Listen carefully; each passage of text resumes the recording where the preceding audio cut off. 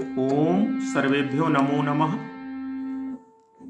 आज हम इस वीडियो में संध्या पर वार्ता करेंगे। संध्या क्या है, संध्या किसे कहते हैं और संध्या कब की जाती है और संध्या क्यों की जाती है, इस विषय पर हम लोग आज वार्ता करेंगे, आज आपसे चर्चा करेंगे।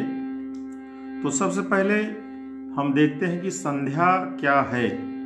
संध्या दो शब्दों से मिलकर के बना हुआ है, सम और ध्या। सम उपसर्ग है और ध्या धातु है। इससे मिलकर के संध्या बना हुआ है। संध्या का अगर हम व्याकरण के दृष्टिकोण से इसका अर्थ देखें तो व्याकरण में है सम्यक ध्यायते ब्रह्म यस्याम यया वा संध्या। सम्यक ध्यायते ब्रह्म यस्याम यया वा सा संध्या। यहाँ सम्यक ध्यायते की बात आई है। सम्यक ध्यायते, सम्यक ध्यायते, सम्यक का मतलब भली प्रकार से, अच्छी तरह से, विधिवत तरीके से। और किसका ध्यान करना है? ब्रह्म का, उस ब्रह्म का और उस परमपिता परमेश्वर का जिसने इस पूरे ब्रह्मांड को रचा हुआ है, बनाया हुआ है। तो सम्यक ध्यायते ब्रह्म यस्याम यया व संध्या, जिसमें, जिसके द्वारा, जिसमें या जिसके द्वारा भली भांति प्रकार से, विधिवत तरीके से, अच्छी तरीके से ब्रह्म का चिंतन करते हैं, ब्रह्म का ध्यान करते हैं, वही संध्या है। अब ये बात देखनी है, संध्या के बाद जो बात आती है कि संध्या क्यों करें हम, संध्या क्यों करना चाहिए।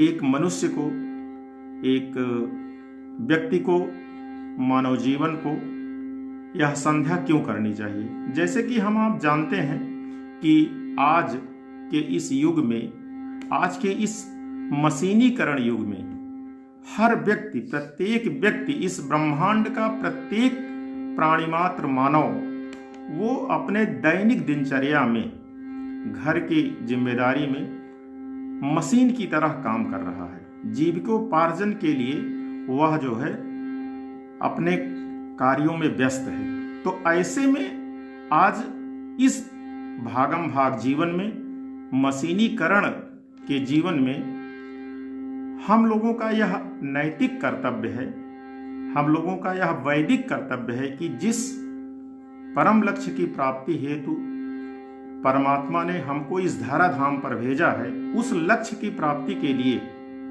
हम उस ब्रह्म की उपासना करें। और उस ब्रह्म की उपासना के लिए हमें समय निर्धारित किया गया है कि कब कब हम ब्रह्म की उपासना करें। तो उसके लिए वेदों में वर्णित किया गया है कि जब प्रातः काल होता है और जब सायंकाल होता है, तो दो कालों में हमें जो है संध्या का उपासना करनी चाहिए, संध्या करनी चाहिए। उस समय ब्रह्म की उपासना करनी चाहिए।